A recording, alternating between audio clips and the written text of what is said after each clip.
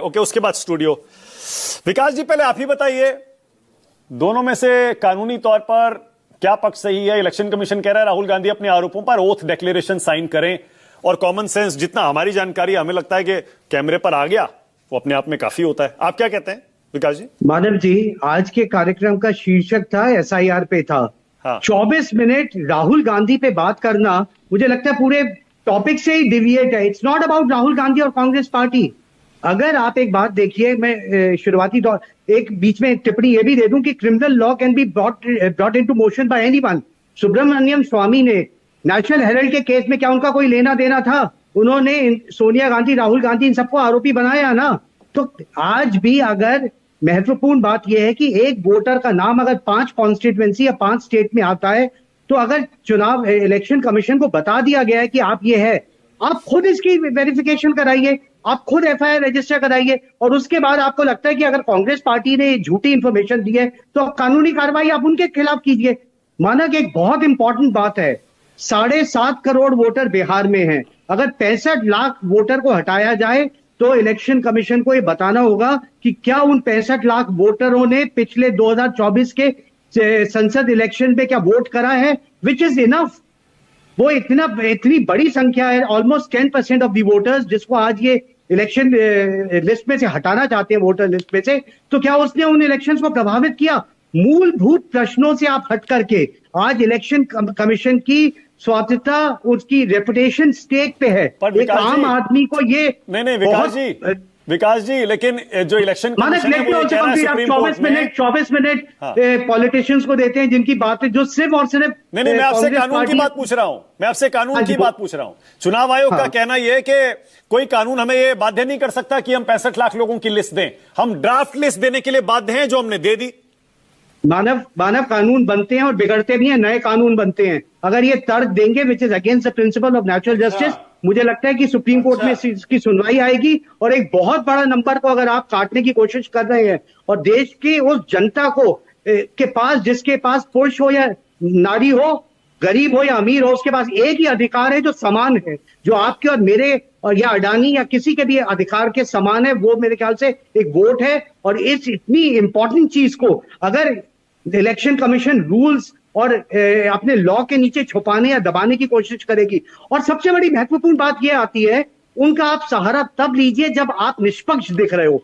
आज देश की जनता के सामने या आम आदमी के सामने ये बात आ रही है कि चुनाव इलेक्शन कमीशन कहीं ना कहीं। एक second Vikas ji, one second Vikas ji please एक सेकंड। आप वकील हैं, मैं चाहूंगा कि आप भी सिर्फ कानून तक ही अपनी बात सीमित रखें। मेरा बड़ा सिंपल सीधा सवाल आपसे है, चुनाव आयोग बोल रहा है कि हमने फॉर्म भरवाए, 65 लाख लोगों के फॉर्म नहीं आए, ड्राफ्ट लिस्ट में उनका नाम हमने हटा दिया, क्या करेंगे अब? कानून क्या कहता है इस पर? कल सुप्रीम कोर्ट में जब सुनवाई होती है तो वो कहते हैं कि देखा जाएगा कि क्या ये वाली लिस्ट दी जाती है या इलेक्ट्रॉनिक लिस्ट भी, क्योंकि एक लंबी लड़ाई है। मुझे लगता है कि इस बात का निर्णय स्टूडियो में बैठ करके नहीं हो पाएगा। ओके, आपको लगता है कि अब सुप्रीम कोर्ट ने जब ये मुद्दा ले लिया है और वहां पर तमाम पक्ष आ गए हैं, आपको लगता है वंस एंड फॉर ऑल ये वोटर लिस्ट की गड़बड़ियों का मुद्दा अब सुप्रीम कोर्ट इसको आरिया पार कर देगा, एक तरफ कर देगा, एक नियम ऐसा बना देगा जिससे ये गड़बड़ियां भी सुधर जाएं और एक प्रोसेस, प्रक्रिया बन जाए?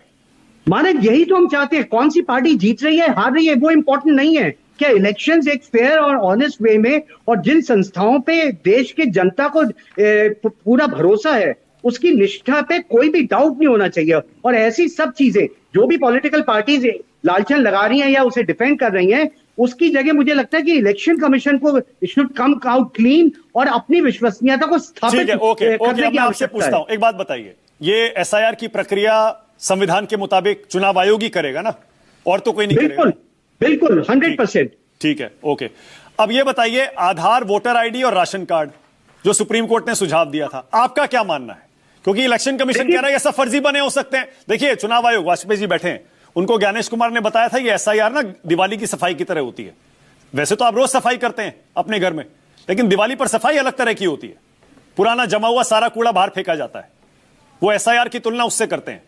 आपको लगता है आधार, वोटर आईडी और राशन कार्ड जो चुनाव आयोग कह रहा है बहुत से फर्जी बने हुए हैं, अगर वो भी डाल लिया तो फायदा क्या हुआ एसआईआर का? ये इलेक्शन कमीशन का कहना है।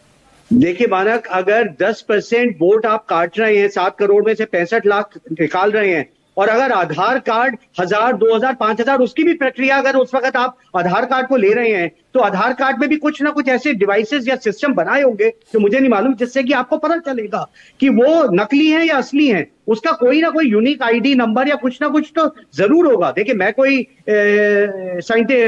उसको डिटेलिंग नहीं कर सकता, लेकिन आधार कार्ड या वोटर आईडी कार्ड में कोई ना कोई सिक्योरिटी क्लॉजेस, ठीक है, एक सवाल और। ओके, एक सवाल और। नहीं, मैं समझ गया आप ये कहना चाह रहे हैं बेसिकली कि फर्जी आधार को, फर्जी डॉक्यूमेंट्स को पकड़ो और उसके बाद सबके नाम डालो।